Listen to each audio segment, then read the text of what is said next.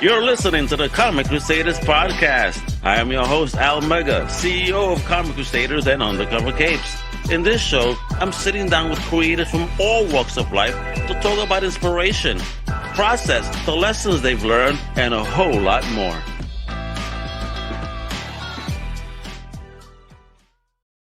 What up, everybody? Welcome to a brand new Comic Crusaders podcast from your boy, Al Mega. Thank you for tuning in. I appreciate it because today we have an amazing independent creator. She is kicking ass. She's a comic artist and illustrator, right? She's apparently a massive monster lover and has an awesome Kickstarter out right now called Sunrise Blossom Volume 1 and 2. Folks, let me introduce the very talented, the one and only Nina Daisy Aberlein. Hello. I'm good. How are you? I'm doing awesome. Thanks for hanging out with me today to talk about yourself and this amazing project you got out on Kickstarter. Only 3 days to go, folks. You know what I mean? And this bad boy got funded, so I can't wait to start even digging into your crowdfunding journey out here. So let's do it. You know, tell everybody, where you at right now, but where you OG from. Well, I'm an Italian-Canadian artist. I live in Italy. But I was born in London and I've lived all over the world pretty much. But Italy is kind of my home. Where in Italy are you at right now? In the north, close to Lake Garda. Okay, awesome. So you were born in London. So how many years were you there before you started, journeying, about the world, if you will? Well, I lived in London for the first few years of my life. And in fact, when I was a toddler, and I have completely lost it, but apparently I had a very strong Cockney accent when I was little. So apparently, like my dad had a British and Italian accent. My mother had a Canadian accent. And I would go around the house speaking, "Mummy, what's me colours?" Oh my God. That must have been funny for her. What an experience. I mean, how did Mama wind up in London? Or was it vice versa? Was it Daddy in Canada and they moved? Both. Okay. Both actually, they're neither of them is native to London, and they kind of met there. So my mom was in London because she was on a wait list for a scholarship. I think maybe at Cambridge, but I don't remember. But in the end, she didn't go. Okay. And my dad was in London because he was young. He was in his 20s. He wanted to explore big cities, learn a new language, make some life experiences, and he's out there being a Max Daddy as a young man. Yeah, pretty much.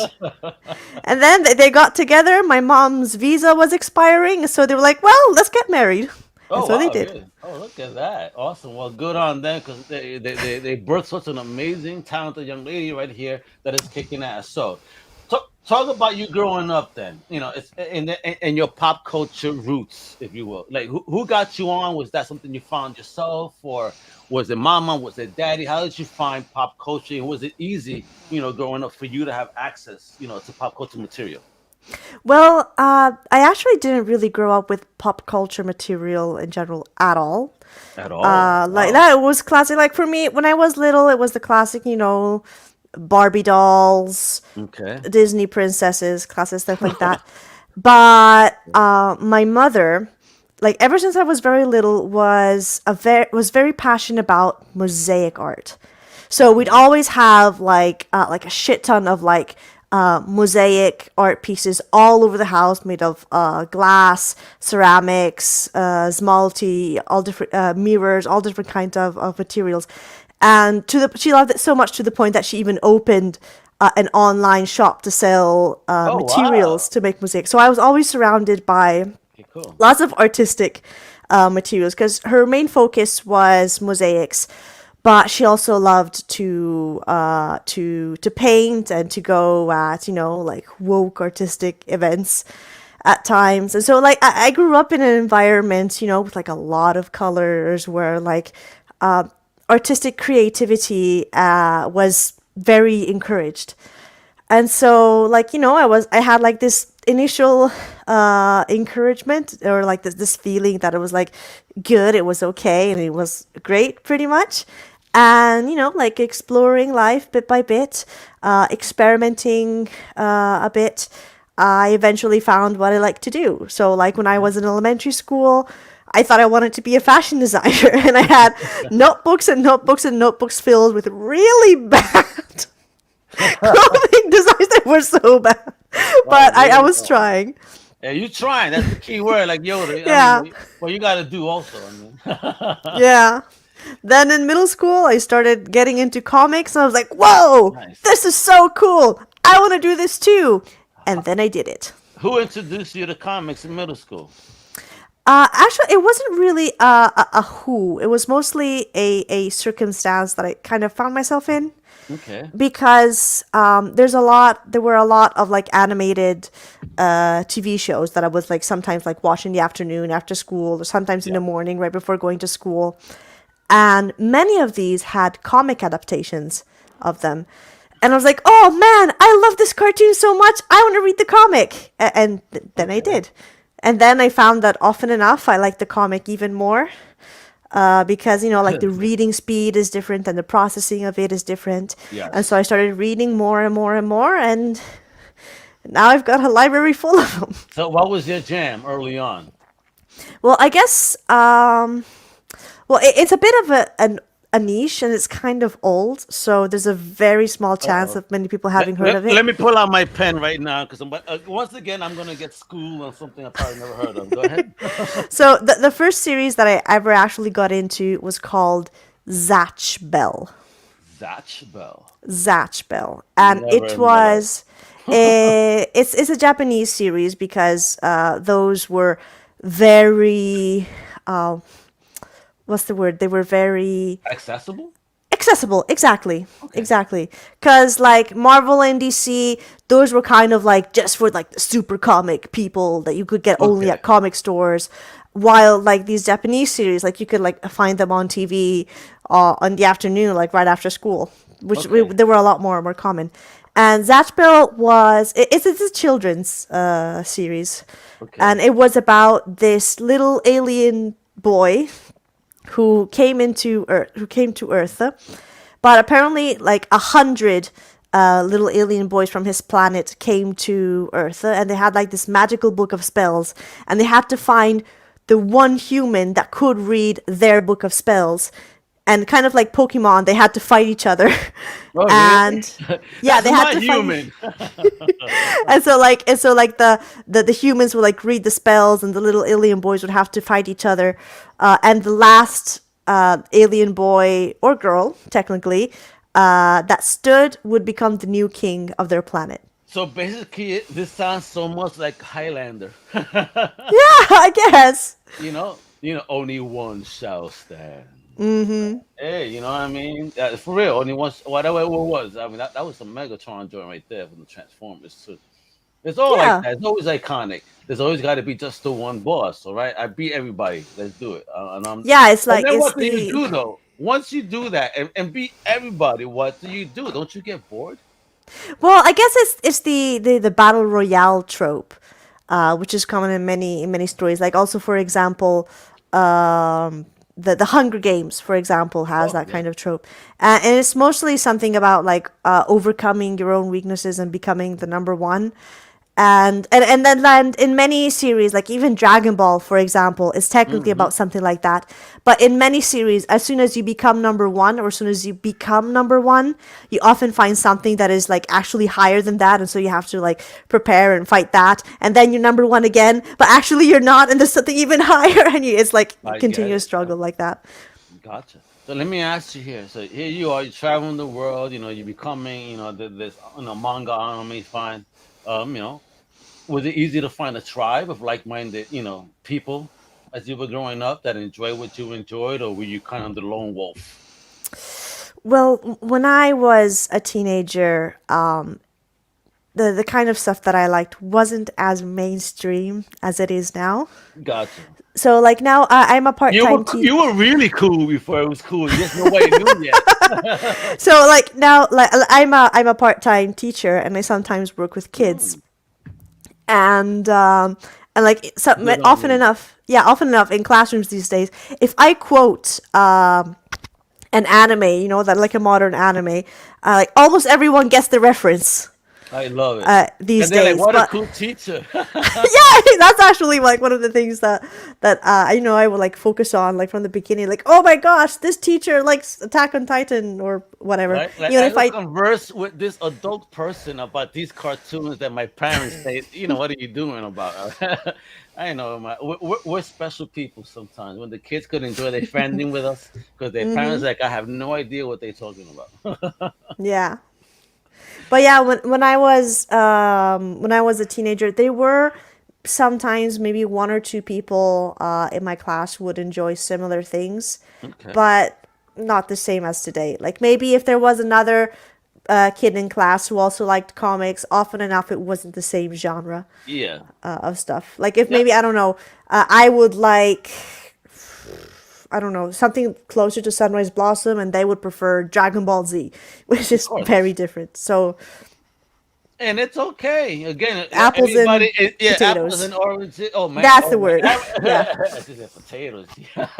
We're going really different on this one, boy. I'm digging it. So talk about when you really took it seriously to start stepping into a creative journey. So here you are, a fan, and you're loving and digging it. Hard for you to find your tribe. Apparently. So when did you start taking the creative journey seriously?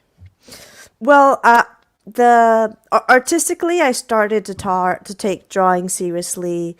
Still, when I was in middle school, pretty much, which was when I was started like looking around for like tutorial videos, books, and like start to familiarize myself with the theory pretty much of drawing, like drawing lots and lots and lots and lots, and have like notebooks and notebooks and notebooks filled with really bad art. But it's good because I was a middle school kid, so that was normal.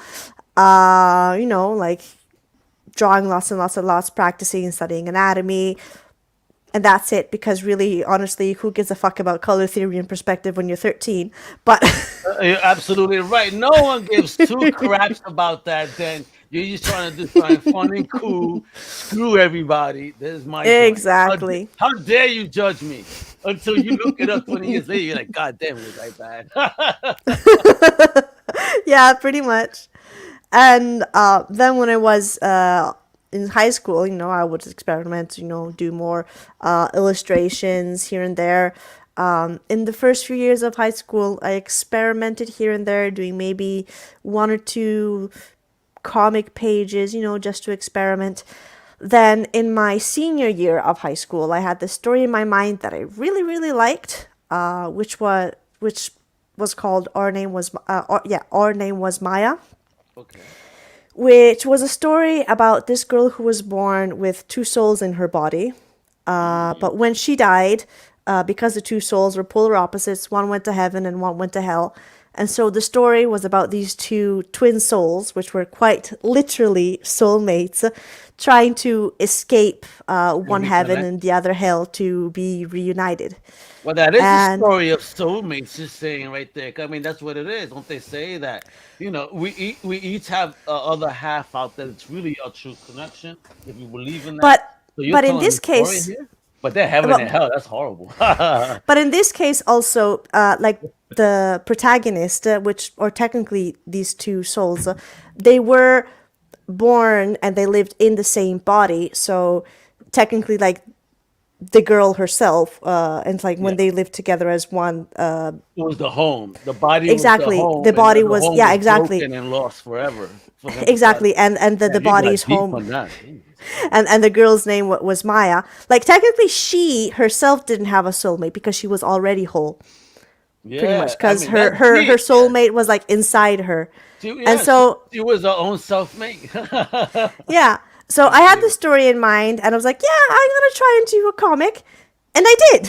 But it could So two and a also be half, a connection of like being almost a perfect human. You're like one with everything. yeah, Because something even like your soul, that. 'cause you found your soul, both souls are connected into one body. You will never split. I mean, that's a nutty theory. You need to elaborate more on that one. And also because I'm a weed smoker, I'm really stuck on this right now. Like, It's fine. I whoa, get this it. is a good one. You get me? Like, yo, this is actually a really good one. I like this. You getting me really deep on that astrophysical stuff. That's awesome.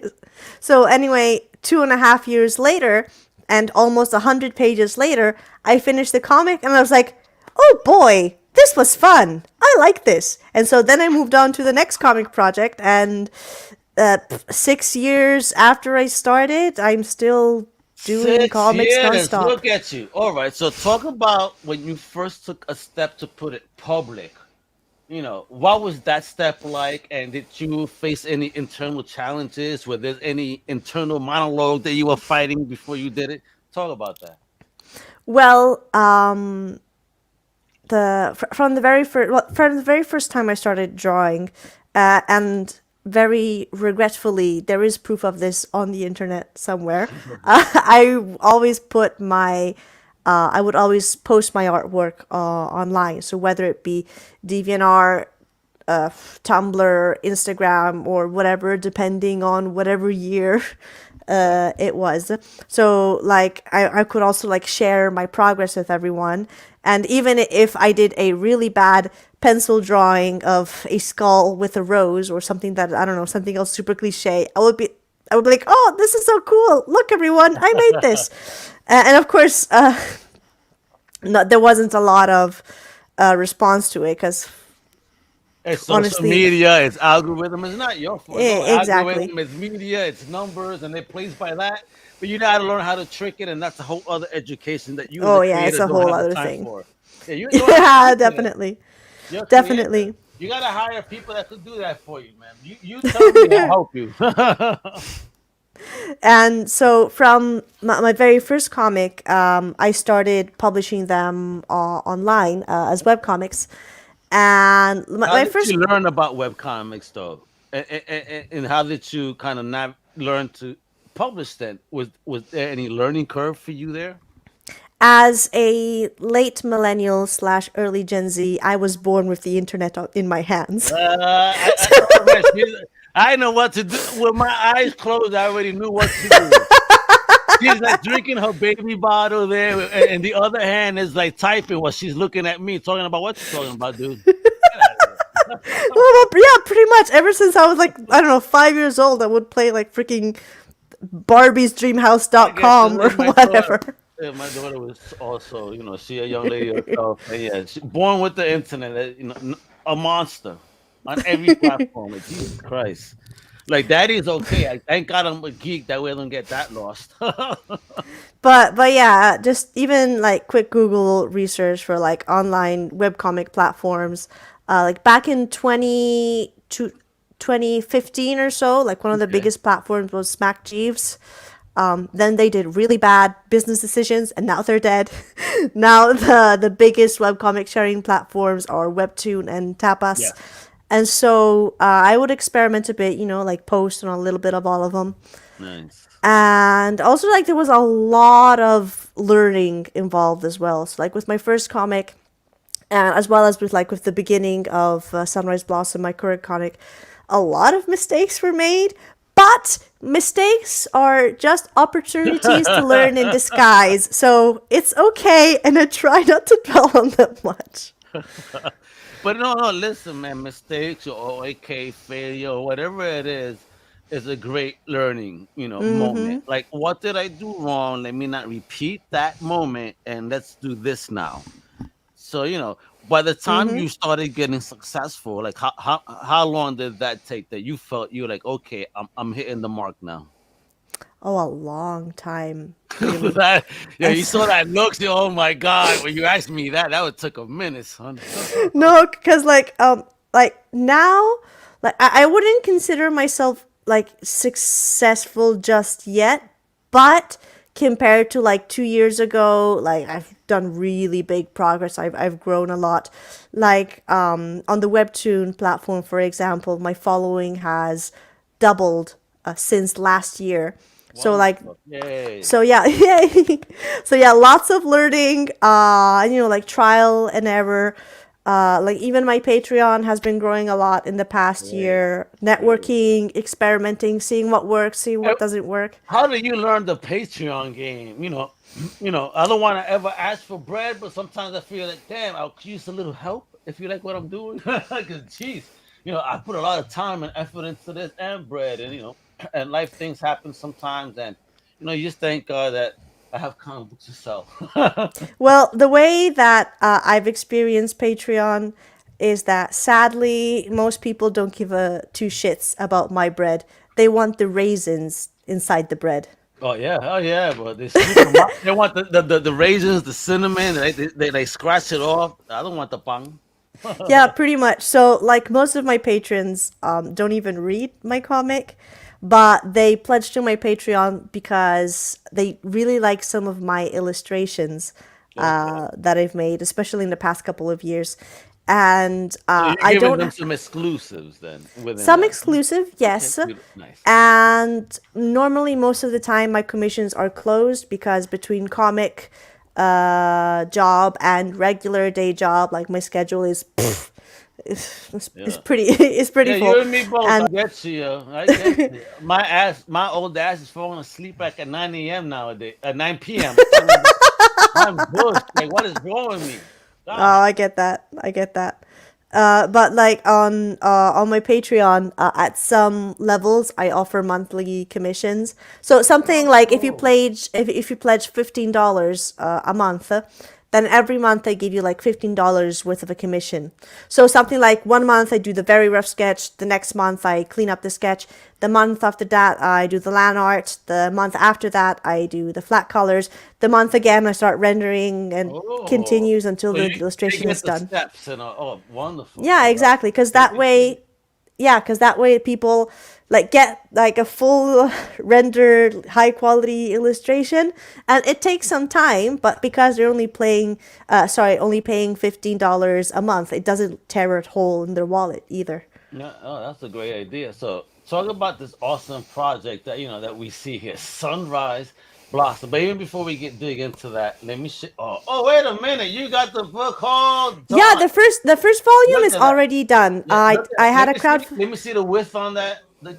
Oh my God! Let me see how thick that. Oh my, folks, look at this. 223 pages. Holy smoke! Look at the size of that book, and black and white, traditional manga, but read normally, not in the No? other style. So I had a No crowdfunding campaign. disrespect when I say Yeah? normally. I'm just saying American normal as opposed to, you know what I mean. Yeah, yeah. So I had a crowdfunding campaign last year to fund the first volume, while the current campaign focuses on like both getting the first volume reprinted, as well as getting the second volume printed and out to share. Awesome. So let's check out this trailer, folks. Let's check Sure. out this awesome trailer.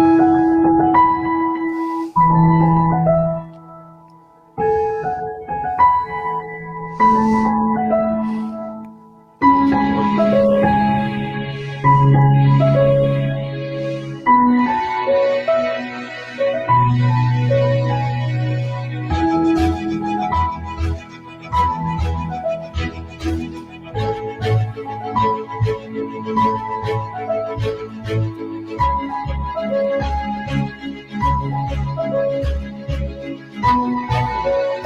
I like me when I was young.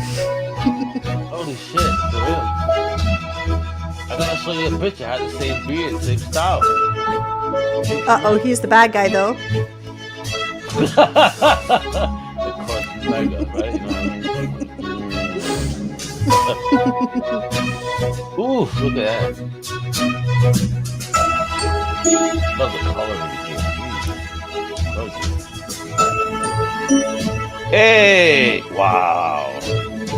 So, hey! Wepa! What's going on there?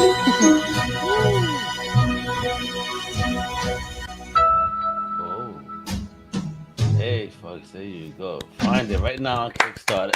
Right now, it's live on Kickstarter. Let's talk about the amazing project right there. It's right there. Yeah, you Mm-hmm. had a $571 goal, and you at 1913 with 3 days. So congrats, Thank independent you. creator kicking ass. Love to see that. So talk to us. What is Sunrise Blossom? So, the first volume, if in particular, is a coming of age story about Ivy, a young falcon harpy who is abandoned by her birth mother and later raised by a family of owls. One day, while she is traveling with her sister to learn about human culture, they have an argument because they're still dumb, naive teenagers and they are separated. Until Ivy is picked up by a human woman, Violet, who helps her discover herself and bloom into womanhood. But after a dramatic turn of events, Ivy discovers her feelings for her human companion. While Volume 2, so the synopsis for Volume 2, Ivy has been separated from her family, enslaved, and had her heart broken. But the young falcon harpy stays strong and perseveres. She believes to have finally found some peace with a kind old, kind of hot also, Yeah. fatherly man. He looks like But Mr. Brawny too, the Brawny man a little bit. yeah, but when his real daughter shows up, it's time for Mm. Ivy to return to the woman she had fallen in love with. Mm. Oh, wait a minute. So there's some drama going on here. So she meets Oh, this so much person. drama. Holy. So what was the inspiration? Where did you find, the inspiration to create this? Well, right after high school, soon after graduating high school, I went to a comic school where for 3 years, I was taught, the basics of, comics, like all the art basics, like Yeah. anatomy, perspective, character design, how to ink, how to do comic page entirely in black and white, how to study light, composition, panel composition, all the comic stuff. And in my second year of comic school, one of the assignments that they gave us was to do a short 4, 5, 6 page project on absolutely anything we wanted, so long as the style was not realistic. Okay. So because at that point we had almost exclusively worked with like realistic or semi-realistic styles. So Unrealism type yeah, stuff. exactly. So Okay. something like a little bit like Marvel and DC to give you an example, or even like a little bit more realistic than You're that at doing that times. Alex Ross type stuff. That looks too Yeah, real. exactly. Because Italian comics, like as they are in Italy, tend to be very detailed and very realistic in their design. Amazing artists come out of Italy, though. I mean, that's what it is. I mean, you see those comics; they blow motherfuckers out the water in the states to be Yeah, real. You know what yeah, again? But the distribution ain't here for people to see. That quality of art. You have that honor, though. I'm out to talk to you, man. I'm gonna need you to send me some books. Really. yeah. Like some of the teachers that I had at that school, they were just like holy shit, Nice. like mind-blowingly good. But like it's also sad in a bit because like so many Italian comic artists, especially those who maybe were a bit more like prominent in the 90s or a little bit in the 80s, they're like kind of washed away now. But it's like really sad because they're like even mentally they're like stuck in the 90s and don't know how to use the internet to their advantage. So like they have the artistic Well, skills of a fucking Greek god, but I they know. don't know how to market themselves Well, online and they but, struggle to make ends meet, and it's but so sad. Oh my God! Thank you for even mentioning that because that is truth. There's so many legendary creators out there. Like, folks, listen, reach out to me if you need help. I would be more than happy to either help you or teach you how to make the time to do this. I swear, Nina, you have brought us such an absolute great point because a lot of these, people are much older but don't know. Because again, I'm going to give you a perfect example. I've said this a couple of times on the show, but just again, I want you to understand this impact. Imagine going to a convention and then people are like only one section away. People are lining up for Jimmy Palmiotti and Amanda Connor. No I love disrespect, Jimmy they're Palmiotti amazing. and Amanda Yeah, Conner so I know. much. I freaking No, stan Harley Quinn so much. I've bro, got their I freaking love them. tattoo on my back. I call them the Jay Z and Beyonce of comics because they are comic book royalty. Oh But then yeah. what I'm trying to say is, could you imagine that only the next row there was an empty table, and you know who was sitting behind that table? Marv Wolfman. No one was there. No one. that me and my boys stopped and we hung out with him like for a half hour. One of my buddies, shout out to Semper for us, the Professor Buddy Young for No Price Podcast.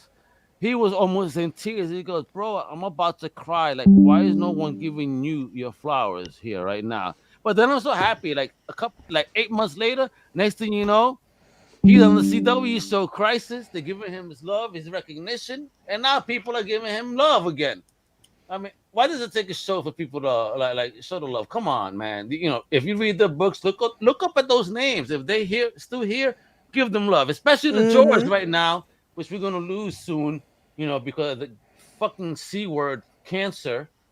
I hate so much, but please give him his flowers. If you appreciate him, show him that love, please. One of the Yeah. greatest Puerto Rican comic book artists that ever existed. I'm proud as a Puerto Rican, and he shares my last name. Is he maybe my uncle? I don't know. Should I look that up further? But talk about this. But look at this art. This color. So is this an Oh, all you project?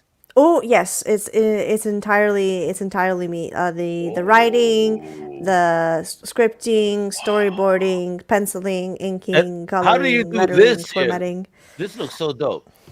I love Well, that a panel. lot. The For some of the backgrounds, I use external help. So referencing from images, sometimes even So manipulating them. photorealistic, and you manipulate it.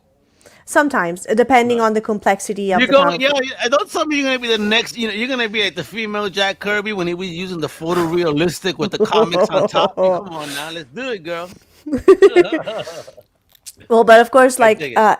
if I use images, which I don't do very often at Yeah, all, it's normally for like very, very, very complicated and detailed scenes. yeah. But then again, like I don't just like slap the image on there, but like I manipulate it. I change the colors, the values, so that it works with the Ooh. background.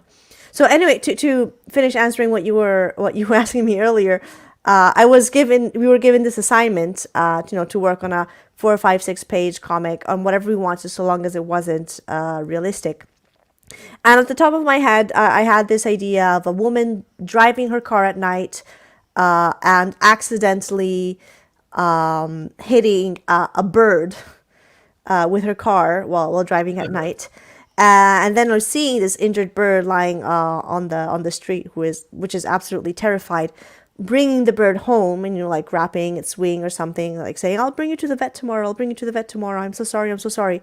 And then the next morning, waking up with a half naked bird lady in her bed.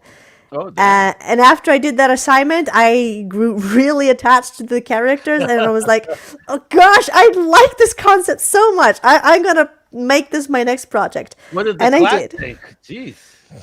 What did the class think about the project? Well, everyone had their own project. Like honestly, I don't Okay. remember what my classmates made because it was several years ago. And who cares what they make? 'Cause yours is better anyway. But I do remember that Ooh. at the end of the year, I brought what I had made. Like at the end of every year, we would bring our portfolio for an exam review. And my teachers didn't like it very much. Okay. But like at the same time, those are like Italian artists with their own hyper realistic standards. And I was like, you know what? Yeah, they wanted to draw like Suit it's the Mona yourself. Lisa or some shit. Out of here. Yeah, you I guys mean, don't look know at how to this. use Instagram, so whatever.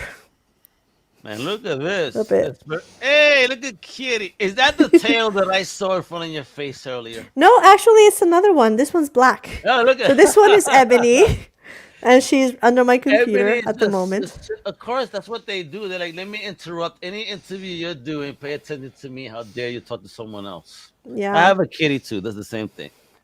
Poor kitty, she's 6 months old and she's starting to go into heat. But the vet said that she's physically still too small to be spayed. Yeah, I get it, man. I gotta do the same thing to mine because it drives me crazy. But thank God it's cold out here because she's kind of cool right now. Not that season. It's kind of the time to try to take care of it. But I also feel bad. Like, what right do we have to do things like this to creatures that live? I hate it. But whatever, I understand. But look at that cutie. Wow, look at those eyes. That's a cutie. All right. So, oh damn, what is this? That's what you're talking about when you talk about commissions. Sometimes, yeah. So, well, these are actually some traditional pieces because I mostly normally do digital artwork, because like it's faster and it's a medium that I work better with.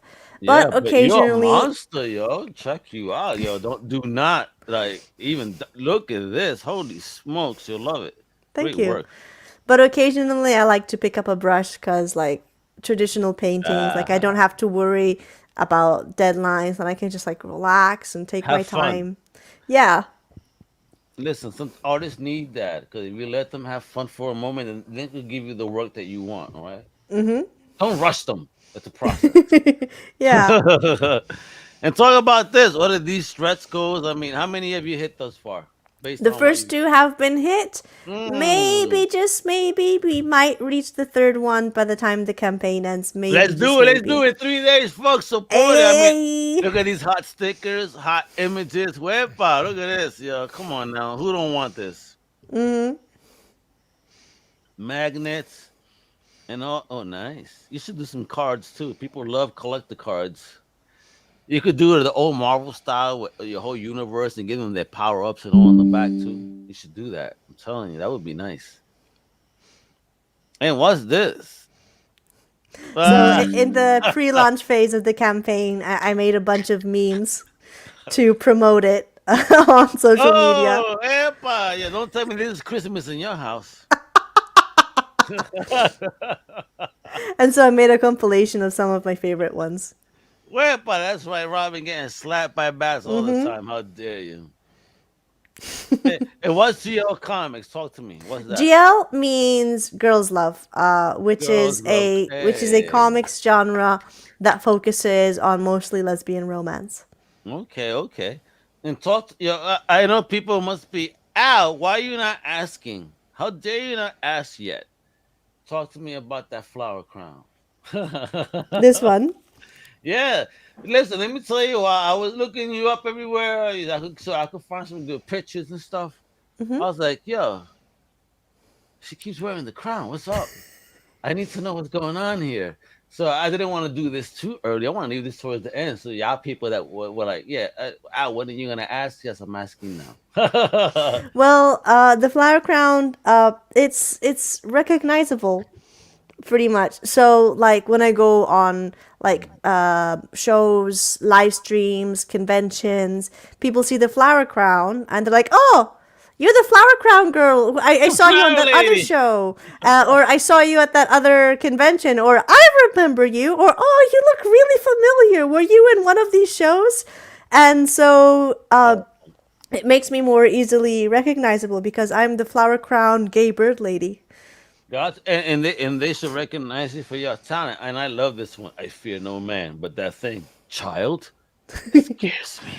Let me, let me tell you, I feel this so hard. Hell yeah, yo. You know what I mean? A child will put a grown man to his knees. No, shut up, God. What do I need to do to make you stay quiet?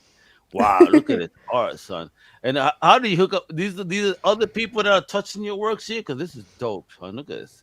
Now, these Daphne are Hayes. some friends that have campaigns either up now Oh, or yeah. coming very soon. Oh, I just posted about this one today. Awesome. Yeah, yeah. I mean, the beautiful artwork too. I mean, send your friends our way. I'm here to support. Comic Creators supports everything comics because comics are for everyone, no matter what. I don't give a shit. For me, it's not about color, race, sexual orientation. You know what comics are? Humans. Amen. Humans enjoying pop culture. So as humans, just love what we love. And if you don't like it, it's okay. But you don't need to talk shit about it. Shut the fuck up. For real, I've had people tell me, "Oh, but without criticism." I mean, what? You know what I mean? But why does your criticism matter? Just support what you love, endorse what you love. This place is not a place of hate. I'll tell you that much. We're not about that, yo. And I hate that I see a lot Wonderful. of platforms use that as an avenue. Like, yo, we're here to support everybody. I don't care. You guys are making awesome comics. Everyone is making awesome comics across the board, right? So why not just celebrate that creation, that creative process, the wonderful stories, the wonderful human stories. You feel me? And just get it done. Like you're kicking ass here. I love it. You know, Thank and look you. at it, and, and I had to conversations pop culture. This is something that needs to be had too. You inspire me just with this image. That's why got to bring that up. Conversations is all about that too, man. So I dig what you're doing. God bless for you being brave and bold, Nina, and Thank sharing you. your stories, sharing these awesome stories, doing things that are different. I mean, why not, yo? Everybody needs their heroes, and everybody needs to see things that that they, in fact, can connect with. And I appreciate when I see a little piece of everything and everybody on this planet being shown, via such a creative platform like comics, via amazing creators like yourself. So God bless, homie. Thank you. I dig it. I dig it. So, any last words here where I want you to give a piece of advice based on your journey? Well, if anyone is interested in, like getting started in comics and thinking like, yeah, this is cool. I wanna make comics too. For the love of God, start small. Start small, please, because Baby if you steps. baby step, it's like exercising. You can't lift 100 pounds the first time Yeah. you Yeah, bench. You I hear you. can't. Don't bench press the 100. Go for that 40, 50 pounds. See what you got. Exactly. So Half start. half your weight at least. Yes. So start with something that is maybe like, I don't know, a short 10-page project. So that Okay. way you get an idea of what the process is like, you Right. familiarize yourself with it, you become more used to the creation process, find what works for you. And if you're able to bring that small 10-page project to completion, good job! Pat yourself on the back. You've already done a lot better than so many other people who claim to be comic creators out there. And if you manage to make it past those first 10 pages, awesome. The next, you can try making a 30-page comic. And if you're able to do that, wonderful. Then you can start maybe doing 100-page or 200. Or at that point, you might be more familiar with it, and doing even, I don't know, a 200-page comic might be more manageable for you. Or even do something serialized based on the 200. Do the 200, break it down. Like you serialize, now you're ahead by about 5 issues and you could keep going. I love it. That is great advice. Be a forward thinker, get her done, and just do it and don't be afraid, for real talk. So, folks, for real, I've been showing this off, but you got to hit up Nina's link tree, which is Nina D. Aberlein, which is NinaDAberlein. Okay, folks, on link, which is linktr dot double e. All right, for my listeners that I can't see, and of course, please go to Kickstarter right now. I need you guys to look up Sunrise Blossom Volume 1 and 2. It's right now on Kickstarter. We got 3 days to go, folks. So show Nina the love. She's already done it. She's like way over her goal. But you know what? It never hurts to keep unlocking more and more, so you could get that. So everybody could get some awesome swag, if you will. All right, Nina. And with Thank you. the Yep. first two stretch goals already unlocked, anyone who orders any kind of physical tier gets free stuff. Hey, free. You hear that? So you pay a little, but you get more free out of it. Total bargain, folks. This is the real deal by an amazing creator all the way from Italy, our favorite food area. Come on, man. At least it's mine.